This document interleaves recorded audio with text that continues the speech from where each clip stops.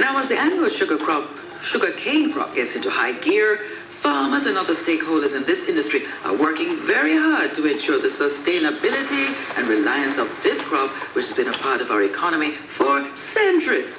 Today, despite several challenges in our economy, the sugarcane continues to be the country's single and most important crop, and the sugarcane industry continues to be vital to our economy, contributing to GDP and employing thousands of workers island-wide. Now, since 2009, and thanks to funding from the European Union, the Ministry of Agriculture and Fisheries under the Sugar Area Development Program has spent over $6 billion Jamaican dollars to improve the social infrastructure and other conditions in sugar-dependent communities in some 32 constituencies island-wide. And this has included projects from cane road rehabilitation through to training program.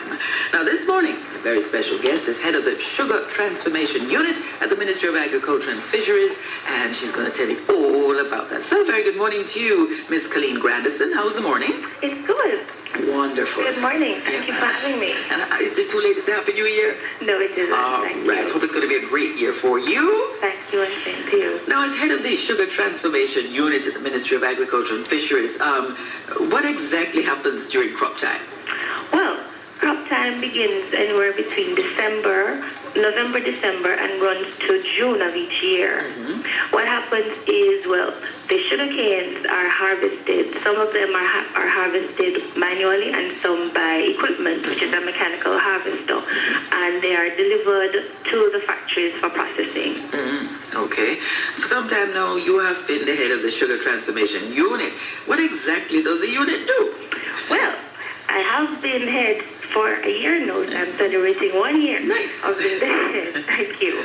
And what we do is we are responsible for the implementation of the Sugar Area Development Program, which is a program addressing objectives under the transformation phase of the Jamaica country strategy, which deals with things like, which has as its objectives the development and maintenance of a sustainable private sector-led sugar industry, as well as the strengthening of the economic diversification and different environmental issues that happen in our sugar-dependent communities.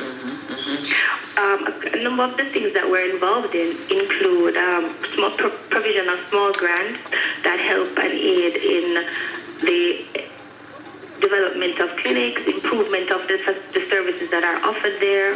We improve the we do a road rehabilitation program in the sugar-dependent communities, and that is to help, because one of the things we recognize in the sector is that because of the road conditions, by the time the trucks get to the factories, half of the cane is on the road. So we have, as part of our program, the rehabilitation of these roadways. That is very important, right? Also, we have, as part of our program, training in vocational skills that we offer to persons in our sugar-dependent areas. And this is to help because, as you know, the estates have been handed over to private hands. And we wanted to enable these residents to be able to, well, be trained and be able to create opportunities of entrepreneurship for themselves to help to build back these communities. That's wonderful.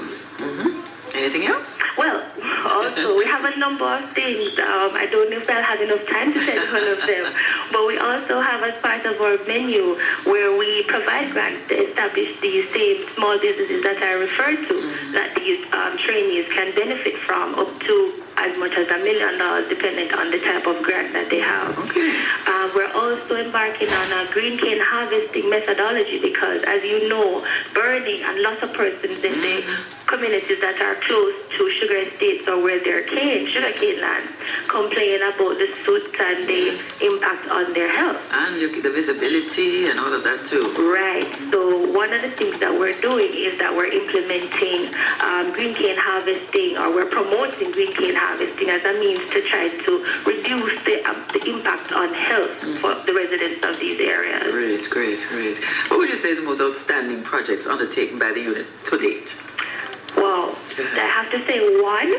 I have to give one? Give me two. Wow, that's a tall one to read.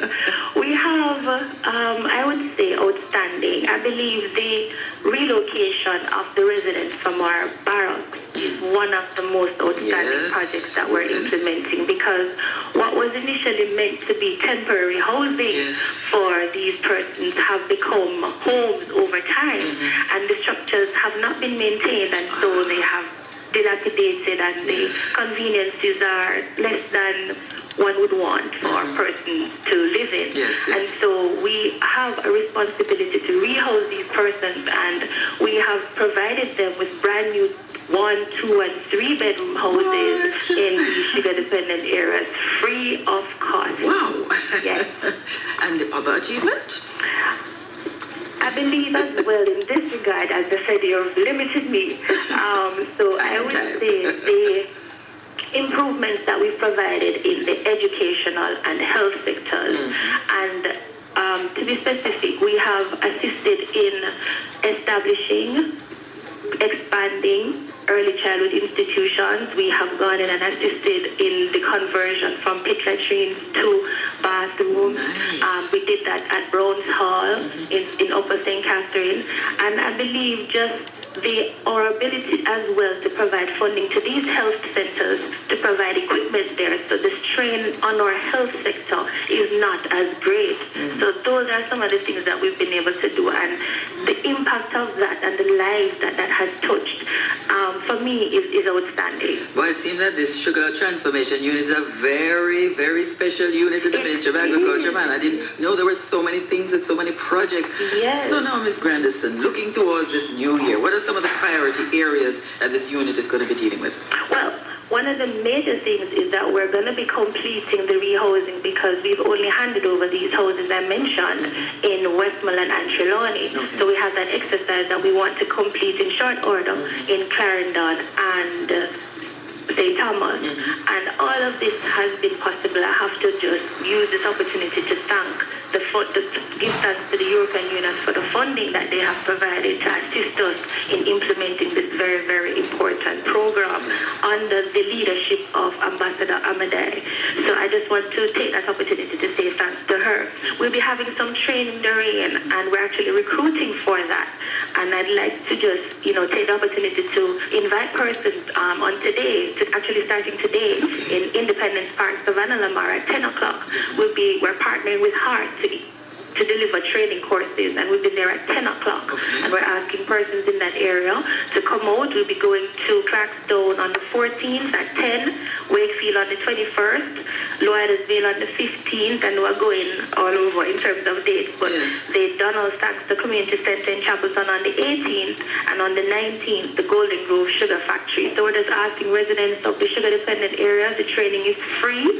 So we're just encouraging persons to come out and register. That sounds so good. That sounds so wonderful. Colleen Young Grandison, thank you so much, and have a very, very productive year, and say how to do to you and the rest of your stuff, okay? Thank you. Have a wonderful day yourself. Yeah, man. Great.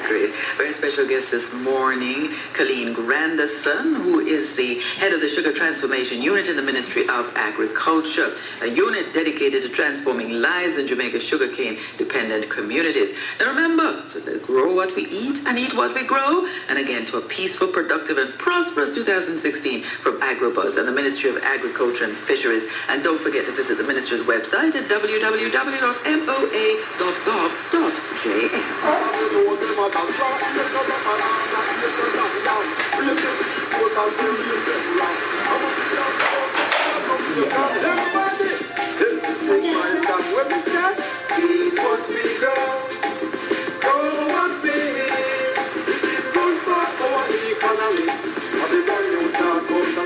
The RJ 94